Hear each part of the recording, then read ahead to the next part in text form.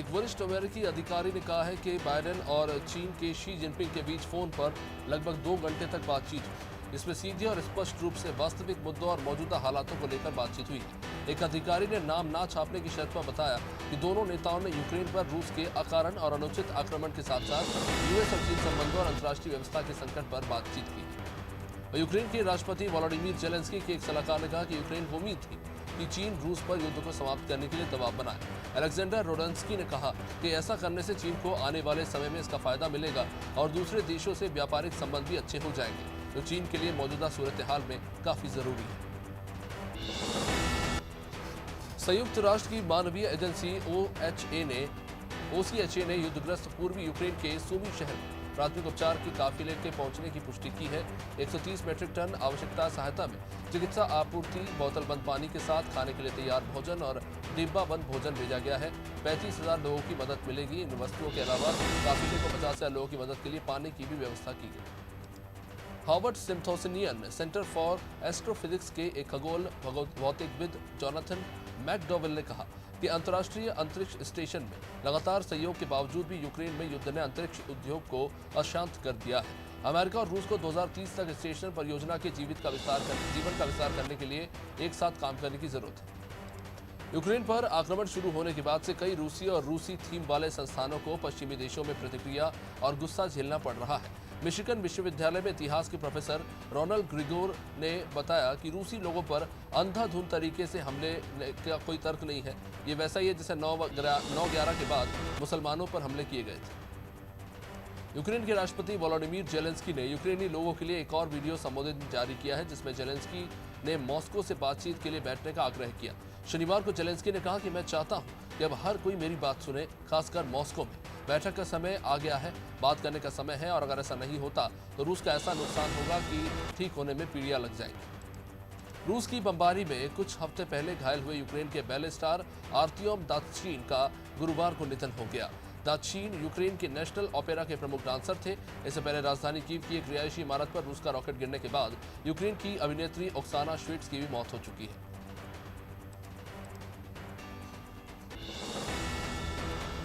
वहीं इस बीच अमेरिका में गैस की कीमतें रिकॉर्ड ऊंचाई पर पहुंचने के बाद अमेरिकी कारोबारी विली विल्सन ने 24 मार्च से कुक काउंटी के निवासियों को $10 लाख मूल्य की गैस मुफ्त में देने की घोषणा की है। इससे पहले इस हफ्ते की शुरुआत में ही उन्होंने शिकागो के 10 गैस स्टेशनों पर $2 लाख की मुफ्त गैस देने की घोषणा की थी।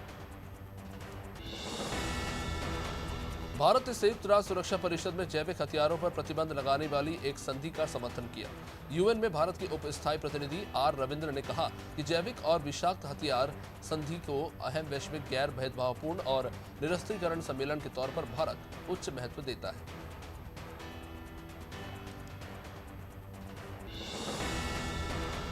जापान के प्रधानमंत्री फोमियो किशिदा पद संभालने के बाद से पहली बार शनिवार को भारत यात्रा पर आए। रेल मंत्री अश्विनी वैष्णव ने किशिदा का पालम एयरपोर्ट पर स्वागत किया। किशिदा की यात्रा 2 दिन की होगी और वो प्रधानमंत्री मोदी के साथ द्विपक्षीय वार्ता करने के अलावा 14वें भारत जापान वार्षिक शिखर सम्मेलन में हिस्सा लेंगे।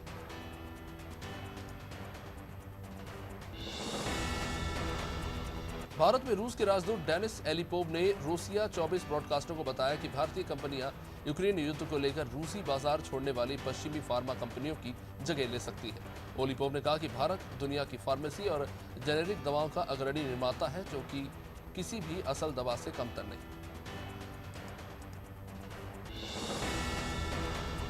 इंटरफैक्स की एक रिपोर्ट के अनुसार रूस के रक्षा मंत्रालय ने कहा कि रूस ने यूक्रेन में हाइपरसोनिक किंजल मिसाइल का इस्तेमाल किया है। मंत्रालय ने कहा कि हाइपरसोनिक एरोबैलिस्टिक मिसाइलों वाली किंजल हवाई मिसाइल प्रणाली ने इवानो फ्रैंकविस्क क्षेत्र के डेलियाटन गांव में एक बड़े अंडरग्राउंड गोदाम को नष्ट कर दिया, जिसमें मिसाइलें और गोला बारूद रखे हुए थे। ब्राजील के सुप्रीम कोर्ट ने गलत सूचना फैलाने वाले खातों को फ्रीज करने और कानूनों का पालन करने के न्यायिक आदेशों के बार-बार उल्लंघन को लेकर मैसेजिंग ऐप टेलीग्राम को निलंबित करने का आदेश जारी कर दिया है। टेलीग्राम के सीईओ पावेल ड्यूरोव ने कंपनी की लापरवाही के लिए माफी मांगते हुए कोर्ट से अपने फैसले में देरी करने का आग्रह किया। अमेरिकी तेल कंपनी हैलिबर्टन ने शुक्रवार को बताया कि रूस के यूक्रेन पर आक्रमण के जवाब में वो रूस में अब अपना परिचालन बंद करेगा। हैलिबर्टन के मुख्य कार्यकारी अधिकारी जेफ मिलर ने कहा यूक्रेन में युद्ध में बहुत दुखी किया है। और मिलर ने कहा कि युद्ध ने यूक्रेन और रूस में हमारे कर्मचारी और उनके परिवारों को भी प्रभावित किया है। दक्षिण कोरियाई बहुराष्ट्रीय समूह एलजी इलेक्ट्रॉनिक्स की घोषणा की है कि वो यूक्रेन में युद्ध के बीच रूस के लिए सभी शिपमेंट को निलंबित कर रहा है। एलजी के मुताबिक वो स्थितियों पर अपनी नजर बनाए रखेगा।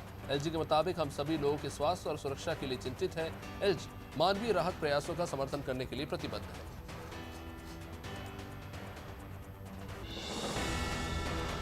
यूक्रेन में युद्ध के बीच वस्तुओं और ईंधन की वैश्विक कीमतें अभूतपूर्व स्तर पर पहुंच गई है। भारत में खाद्य तेल, अनाज और मक्का महंगा हो सकता है। निकल, प्लैटिनम, पैलेडियम और सोना जैसी दुर्लभ धातुएं भी महंगी होती जाएंगी, क्योंकि रूस सबसे बड़े निर्यातकों में से एक है और प्रतिबंधों के कारण धातुएं वैश्विक बाजार तक पहुंच ही नहीं पा रही।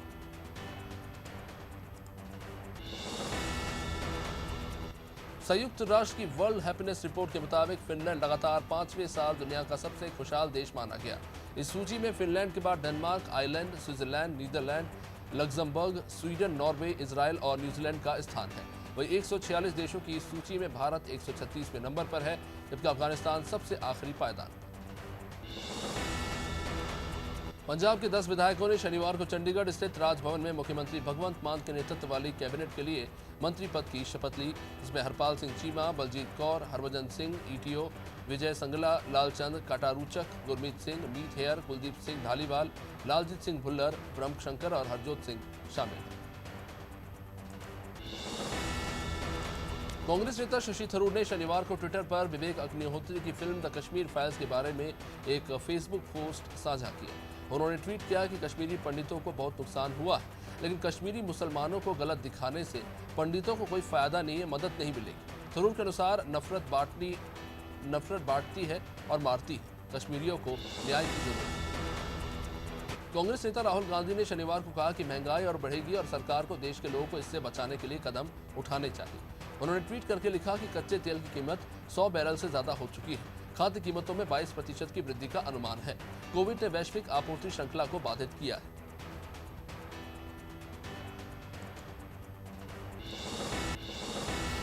पंजाब के मुख्यमंत्री भगवंत मान ने शनिवार को अपनी पहली कैबिनेट बैठक के बाद बताया कि कैबिनेट ने 1 महीने में 25,000 सरकारी नौकरी की अधिसूचना जारी करने का प्रस्ताव पारित किया है। इसमें पंजाब पुलिस में 10,000 और अन्य तमाम विभागों में 15,000 भर्तियां निकाली गई हैं। मान के अनुसार जैसा वादा किया था, रोजगार के अवसर आम आदमी पार्टी की सरकार पहली प्राथमिकता में देगी। तमिलनाडु के वित्त मंत्री पी थियांगाराजन ने कहा कि राज्य सरकार आईआईटी, आईआईएम और अन्य प्रमुख संस्थानों में दाखिला लेने वाले छात्रों की स्नातक शिक्षा का खर्चा उठाएगी। सरकारी स्कूलों में कक्षा 6 से लेकर 12वीं तक पढ़ने वाले छात्र इसके पात्र होंगे। राजन ने उच्च शिक्षा लेने वाली सरकारी स्कूल की छात्राओं को 1,000 रुपए प्रतिमाह स्टाइपेंड देने का प्रस्ताव रखा है। बांग्लादेशी लेखिका तस्लीमा नसरीन ने द कश्मीर फाइल्स देखने के बाद ट्वीट किया। उन्होंने लिखा कि मुझे समझ में नहीं आता है कि बांग्लादेश के बंगाली हिंदुओं के पलायन पर कोई फिल्म क्यों नहीं बनती। उन्होंने कहा कि अगर कहानी 100% सच है तो ये वास्तव में एक दुखद कहानी है और कश्मीरी पंडितों को कश्मीर में रहने का अधिकार वापस मिलना चाहिए। पूर्व मीडिया कार्यकारी इंद्राणी मुखर्जी को 2017 के भाईखला जेल दंगा मामले में जमानत मिल गई है। इंद्राणी समेत 30+ कैदियों पर जेल की संपत्ति को नुकसान पहुंचाने और दंगे के दौरान 6 जेल प्रहरियों को घायल करने का मामला दर्ज हुआ था। इंद्राणी पर 2012 में अपनी बेटी शीना बोरा की हत्या करने का भी आरोप है।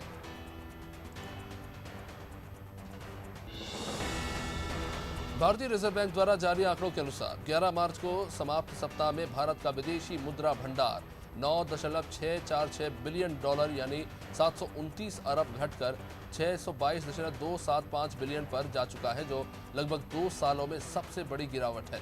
समग्र भंडार का एक प्रमुख घटक विदेशी मुद्रा अस्थियों में 11.108 बिलियन की कमी आने के कारण यह गिरावट हुई है। कर्नाटक में एक बड़े बस हादसे में 8 लोगों की जान चली गई। हादसा कर्नाटक के तुमकुर जिले के पावागढ़ा के पास हुआ। इस घटना में 20 से ज्यादा लोग गंभीर रूप से घायल हो गए। मरने वालों में कुछ छात्र भी शामिल हैं। हादसे की सूचना मिलने पर मौके पर पहुंची पुलिस ने घायलों को अस्पताल पहुंचाया। पुलिस ने प्रारंभिक जांच के बाद बताया है कि यह हादसा बस चालक की लापरवाही के कारण हुआ। नियंत्रण खोने से बस पलट गई। दिल्ली सरकार गरीबों के बच्चों की शिक्षा पर विशेष जोर दे रही है। दिल्ली के निजी स्कूलों में भी गरीब बच्चों को प्रवेश मिलता है और इस बार आर्थिक तौर पर पिछड़े वर्ग के बच्चों को 29 मार्च से दाखिला दिया जाएगा। दिल्ली सरकार के शिक्षा निदेशालय ने ये जानकारी दी है। निजी और विशेष आवश्यकता वाले बच्चों का प्रवेश भी 29 मार्च से शुरू हो जाएगा। तीनों श्रेणियों के तहत ऑनलाइन आवेदन जमा करने की अंतिम तिथि 12 अप्रैल है। वहीं बाजपुर में मेन रोड स्थित केयर हॉस्पिटल में डिलीवरी के दौरान नवजात शिशु की मौत हो गई। इसके बाद परिजन ने डॉक्टर और स्टाफ पर लापरवाही का आरोप लगाते हुए जमकर हंगामा किया। परिजनों ने यह भी आरोप लगाया कि नवजात शिशु की मौत के बाद डॉक्टर महिला को डिस्चार्ज करने के लिए 20,000 रुपए मांग रहे थे।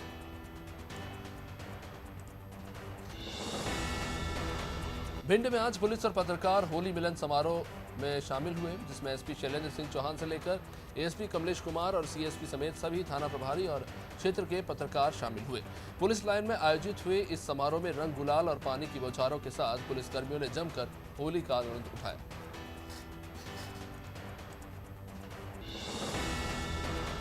बुल्ढाणा के खामगांव में भारत संचार निगम लिमिटेड के कार्यालय परिसर में शनिवार सुबह भीषण आग लगी। इस आगजनी में कंपनी के गोदाम में रखा सामान जलकर खाक हो गया। हालांकि कोई जनहानि नहीं हुई। आग की सूचना मिलते ही पुलिस और दमकल कर्मी मौके पर पहुंचे थे। दमकल कर्मियों ने कड़ी मशक्कत के बाद आग पर काबू पाया। पुलिस ने फिलहाल मामला दर्ज किया है, जांच जारी है। विश्व प्रसिद्ध हुसैन टेकरी शरीफ पर होली के अवसर पर 50,000 से ज्यादा जायरीन पहुंचे। मान्यता है कि होलिका दहन की चमत्कारिक रोशनी देखने से बुरी बालाओं से प्रभावित बीमार लोगों को शिफा मिलती है। दूर दराज से सैकड़ों लोग अपने बीमार परिजन को लेकर यहां आते हैं। हुसैन टेकरी पर लोबान का अधिक महत्व है। खास मौके पर प्रशासन भी यहां अलर्ट रहता है। उधम सिंह नगर के खटीमा में सरपुड़ा गांव में एक विवादित जमीन पर होलिका दहन को लेकर होली के दिन जमकर बवाल कटा। विवाद सुलझाने पहुंची पुलिस पर ही ग्रामीणों ने पथराव शुरू कर दिया। आपको बता दें कि सरपुड़ा गांव में विवादित जमीन पर होलिका दहन को लेकर गांव के दो पक्ष आपस में भिड़ गए। विवाद को शांत कराने और समझाने के लिए मौके पर पहुंची पुलिस पर ही गांव वालों ने पत्थर फेंकना शुरू कर दिया। लखीमपुर खीरी के एसपी ने नीम गांव में 3 दिन पहले व्यापारी के साथ हुई 40 लाख की लूट का खुलासा किया। एसपी संजीव सुमन ने बताया कि पुलिस और SWAT टीम ने फरधान के अवघट मोड़ से लूट के 3 आरोपियों को गिरफ्तार किया। 2 लुटेरे मौके से फरार हो गए, जिनके पास से लूट के 34,33,500 रुपए, अवैध तमंचा और कारतूस बरामद हुए। टीकमगढ़ की पलेरा तहसील में राशन डीलर बड़ी चालाकी से गरीबों की थाली का निवाला चुराते रहे। ये मामला है लिधौरा की ग्राम पंचायत कछियागुड़ा का। यहाँ कई गरीबों को राशन की पर्ची पोर्टल से हटाकर बीपीएल की सूची से नाम निर्धारित कर दिए गए हैं और रसूखदार परिवारों के नाम जोड़ दिए गए।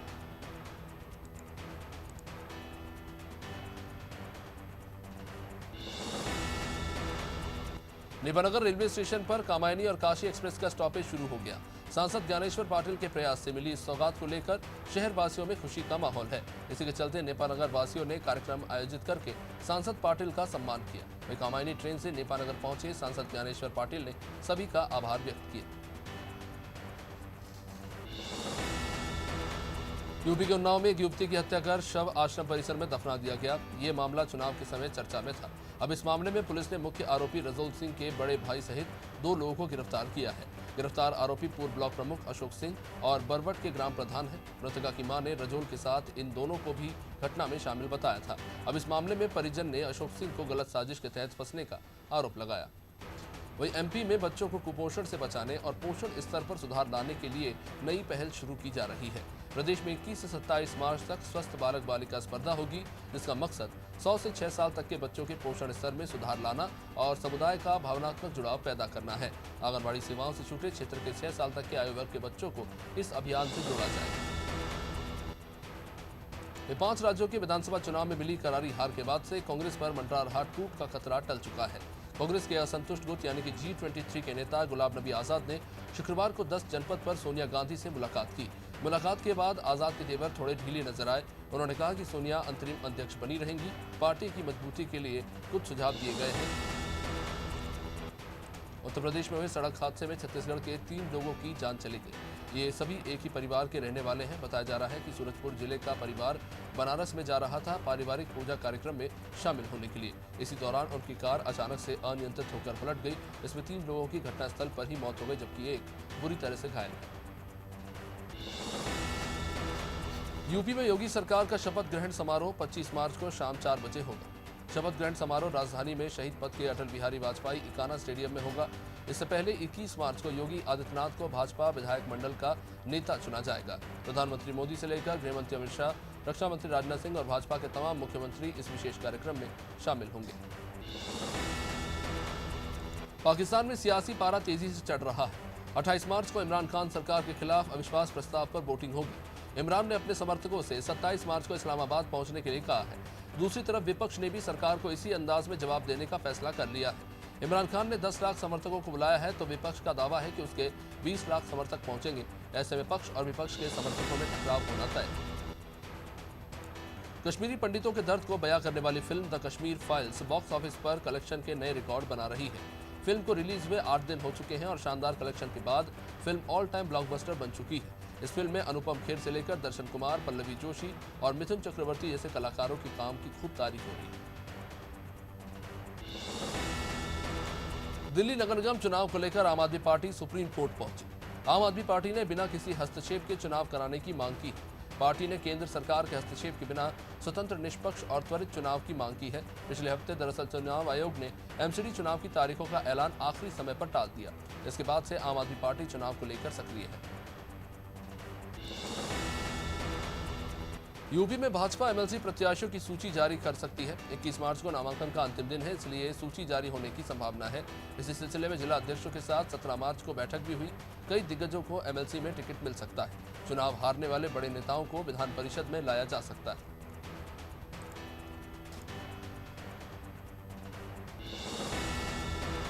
भाजपा ने यूपी विधान परिषद के प्रत्याशियों की पहली सूची जारी कर दी। इस सूची में 30 सीटों पर उम्मीदवार घोषित किए गए हैं। सपा से आए सीपी चंद, रविशंकर सिंह पप्पू, नरेंद्र भाटी और रमा निरंजन को टिकट मिला है। भारतीय जनता युवा मोर्चा के प्रदेश अध्यक्ष प्रांशु दत्त द्विवेदी को और प्रदेश महामंत्री अनूप गुप्ता को टिकट मिला है।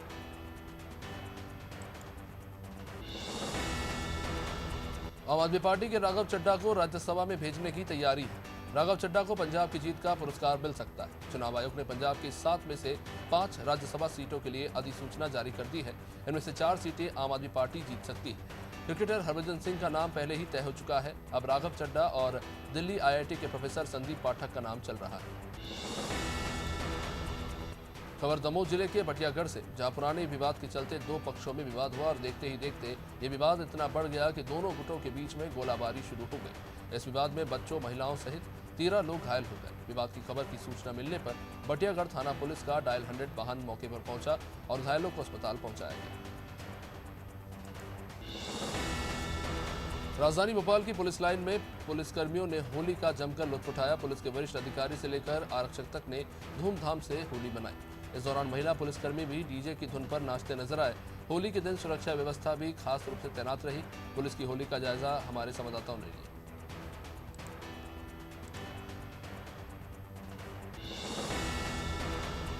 बिजनौर से केहरीपुर गांव के सीमावर्ती आमनगढ़ टाइगर रिजर्व रेंज में गश्ती दल को एक हाथी मृत अवस्था में मिला। हाथी की मौत से वन महकमे में हड़कंप मच गया। घटना की सूचना पर वन विभाग के आला अधिकारी मौके पर पहुंचे। रेंजर राकेश कुमार शर्मा ने बताया कि जसपुर कक्षा संख्या 11 में हाथी का शव मिला है। करंट लगने से हाथी की मौत की आशंका जताई जा रही है। चमोली के तपोवन में होली पर मामूली बात को लेकर ग्रामीणों और फायर सर्विस के जवानों में मारपीट हो गई। घटना में 4 लोग घायल हुए। बताया जा रहा है कि किसी बात को लेकर फायर सर्विस के जवानों ने स्थानीय लोगों को पीट दिया। इससे ग्रामीणों का गुस्सा फूट पड़ा और उन्होंने जोशीमठ कोतवाली में हंगामा कर दिया।